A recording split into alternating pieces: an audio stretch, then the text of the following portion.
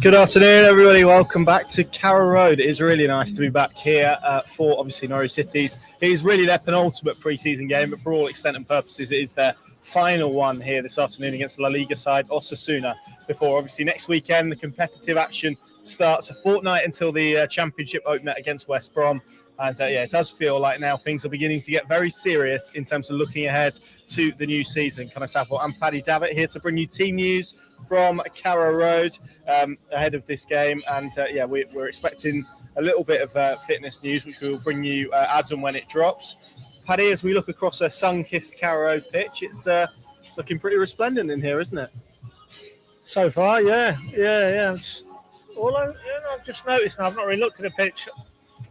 Don't want to cast any aspersions, but maybe that's all the dry weather we had. But it's looking a bit bare there. I think there was a post from one of the groundsmen saying they've had a bit of an issue this week. Right, so maybe that explains it. But yeah, there is some on the far side. But generally, first cut in the front of the city stand isn't looking the best, but the rest of it's beautiful. Yeah, the sun's shining down and the fans are starting to filter in now. So, I mean, we've been most of the steps Fulham aside, but this feels like the first real good hook onto Philippe Clement, Norwich City, 26-27. Yep, here we go then. Let's bring you the Norwich City side. It is Vladan Kovacevic in goal, Stacey Darling, Cordoba and Krezene as the back four, Jacob Wright, partners Kenny McLean in midfield, Andre Brooks on the right, Paris Magoma in the middle with Schwartau on the left, Matthias Chrisgoren up front. The subs bench Grimshaw, Anson, Gibbs, Jurasek, McConville, Slimani, Ahmed, Field, Alves, Torre, Ozcan and Towler.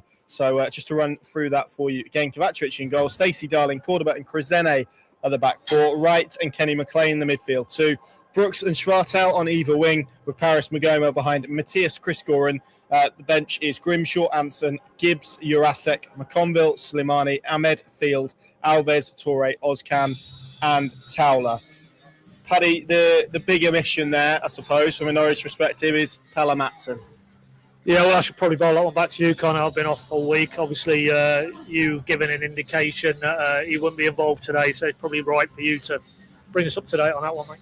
Yeah, so Pelle Madsen not involved today. We are, from what we understand, that's not anything major. In fact, it's very, very minor. It's with a view to getting him through. He's had a bit of a hip thing that he's had to have an injection on with a view to getting him through to the competitive action. So not an injury in kind of that sense. I guess it's more procedural, I guess, in terms of when he's had that injection and when he can play and when it begins to take effect. So yeah, not a long-term issue at all. We'll expect him to be back next week for MK Dons. Obviously, I'm sure you'll put the question to Philippe after the game. So yeah, hopefully more precautionary rather than yet another name to add to that injury list, which I guess is the positive aspect of that, albeit you would have wanted him here today. But I suppose that cup game gives them a week of insurance, doesn't it, building into the championship campaign? Yeah, obviously we will post-match, and it'll be the first opportunity to speak to him about Fisher and Makama. We put that news out there just over a week ago now. They're going to start the season, but we've not spoken to Philippe about that because we wasn't allowed in it. Fulham last Saturday.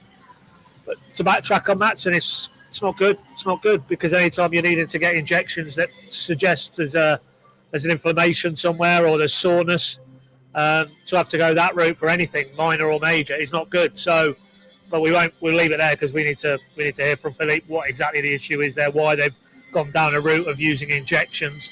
If it is fairly standard practice for whatever complaint he's feeling, then yeah, we don't need to get too concerned. But I guess set against the backdrop of no Fisher, no Makama, and obviously prior to that, no Mahovo, it's a bit concerning for me that Pelle Madsen is missing this game with the result of injection he's had in his hip area. The hip, such a crucial part of the anatomy in terms of football, in terms of the physiological elements of it. So that has to be a worry. You have to be brutally honest. Because in an ideal world, A, Pelle Madsen is not needing injections, and B, he's featuring today because in an ideal world, him and Kenny McLean are Norwich's centre mids. So, yeah, OK, we'll turn it to a positive. It's another opportunity for Jacob Wright today alongside the captain. But a week out from MK, and OK, we can maybe park that and say 2 weeks out from West Brom has to be a little bit of a concern now. Yes, it's not ideal, is it? And however you cut it, particularly given this is in many ways feels like the proper dress rehearsal to the season beginning next week against MK Dons. But yeah, it gives an opportunity for Jacob Wright, who has enjoyed an interesting pre-season. I think some good bits and some not so good bits in there as well. But while we are on the fitness front, Paddy, I know there's been lots of questions and lots of concern as well about Andre Brooks. Good to see him back in the team as well, with a view to what's going to come next over the next couple of weeks. Yeah, I mean, he played very impressively in that first, which for me has been the standout of pre-season, that first 45 in St Gallen. That was his first appearance.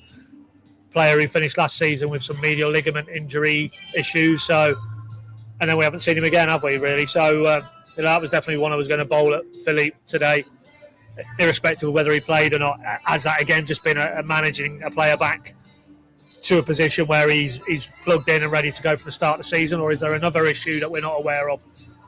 Why he's been put into storage again post St Gallen? Because you would have thought off the back of that you'd wanted to give him a few more minutes, a bit more of a opportunity in a game state to acclimatise to his new teammates. Didn't really feel he needed that, to be honest, in Switzerland, but nevertheless they have played 2 or 3 games since then, and we haven't seen him, so that was a concern for me. But it is good to see him back in, and the fact he started today would suggest that maybe that was just a management issue with him, set against obviously what we've already discussed, the backdrop of 1 or 2 concerns elsewhere in terms of the senior players. And that 4, actually, to take it on from the St Gallen theme, that was the 4 who lined up in Switzerland in that first half. Brooks, Mahoma, Schwartau, Chris Gordon up top, and they looked excellent as a 4, as individuals. The link-up play, the understanding.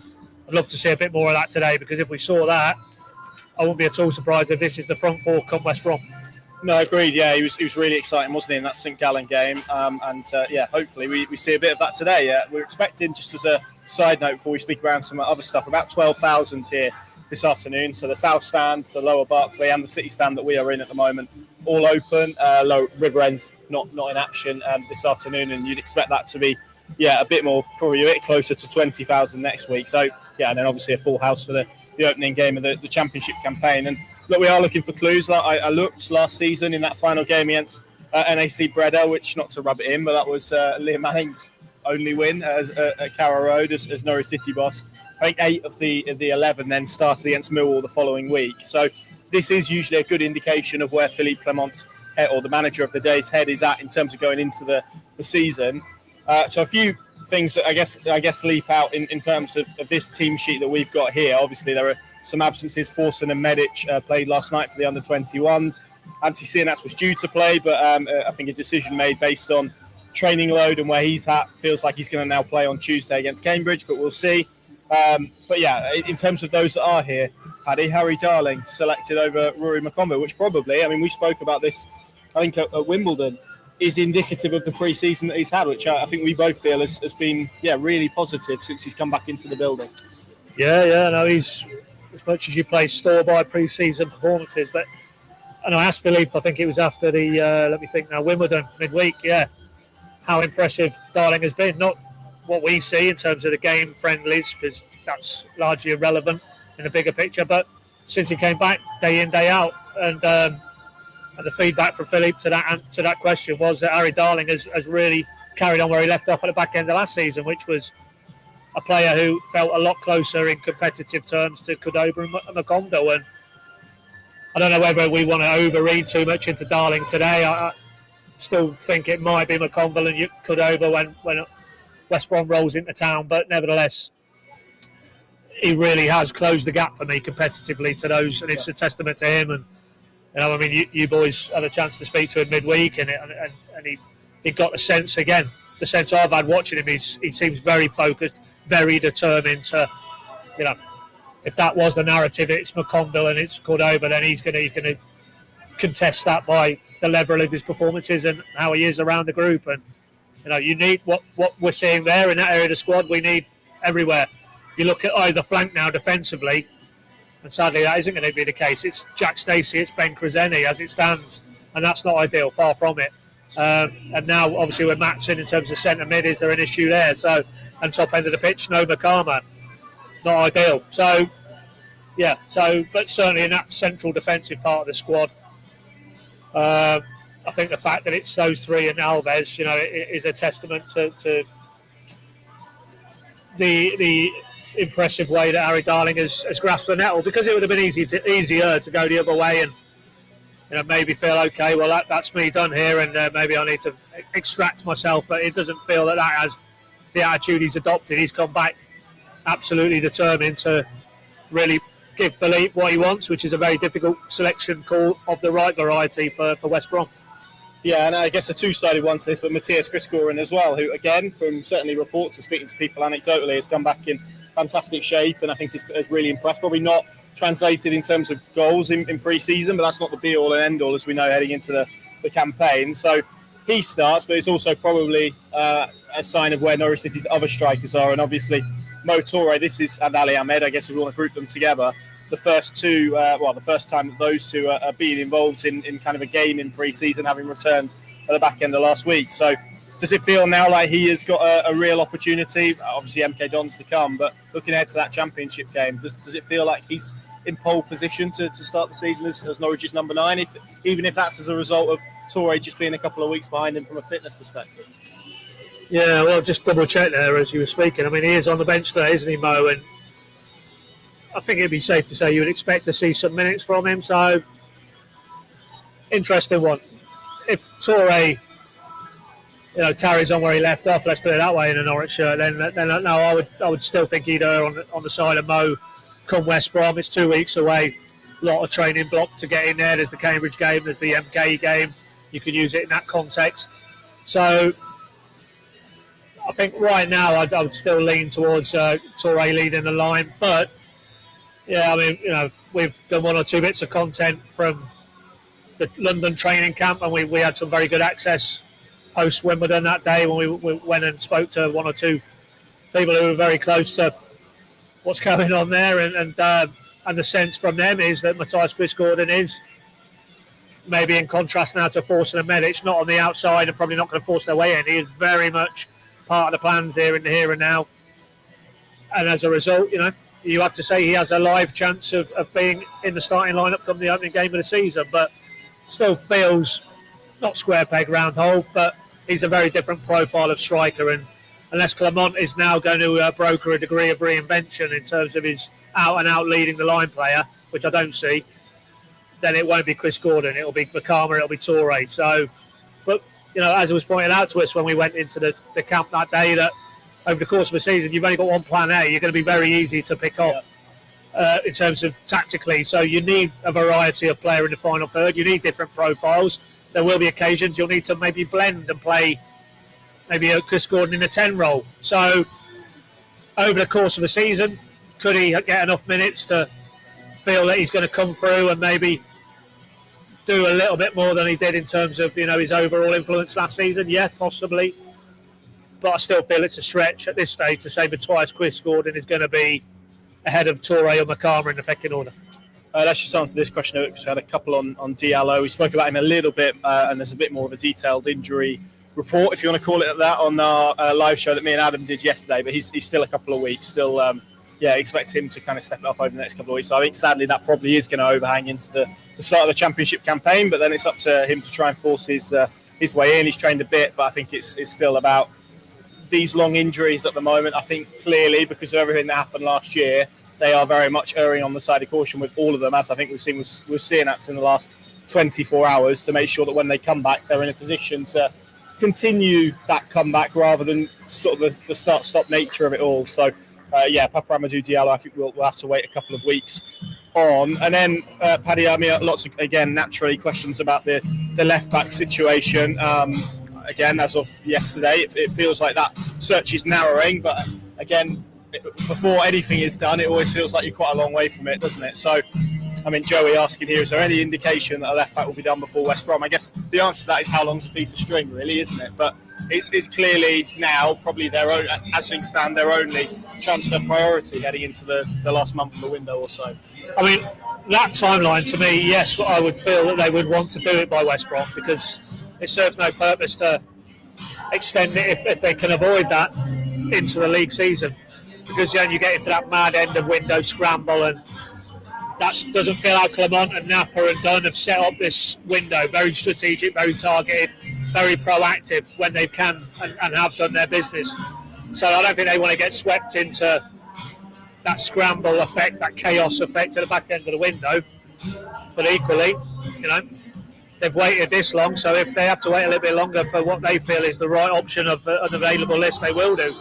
I have no doubt about that. But it feels like the last few days, from what you've fed back, that maybe the sifting process is at an end, and they maybe have the ones that they want to target now. And that encompasses loans as much as it does permanence. So it's worth stressing that all options are in play. But right here, right now, we can't add any more than what we've already said in the recent week, 10 days, that they're no nearer bringing in a left back.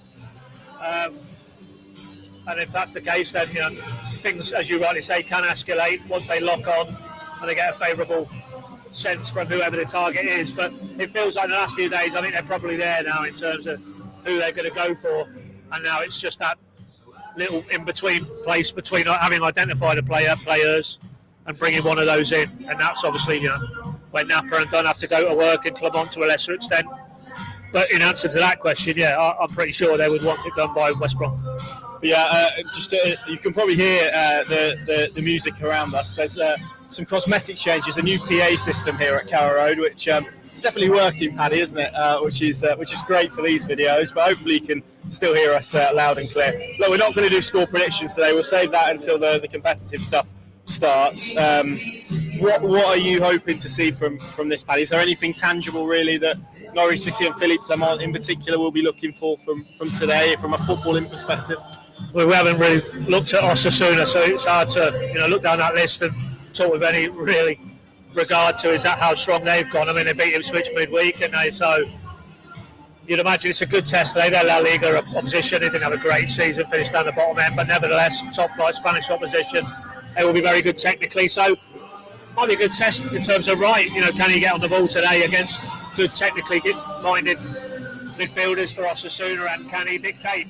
Can he be the tempo setter alongside McLean? And then for me, I've already mentioned it, I'm looking to see that front four again. If they have a similar impact to what they showed against St Gallen, that really does whet the appetite, because that increasingly looks like the four that could go into the season. Bearing in mind no talent. Jesus Christ, what is going on here? That's far too loud. You can hear that in Deerham, I'd imagine.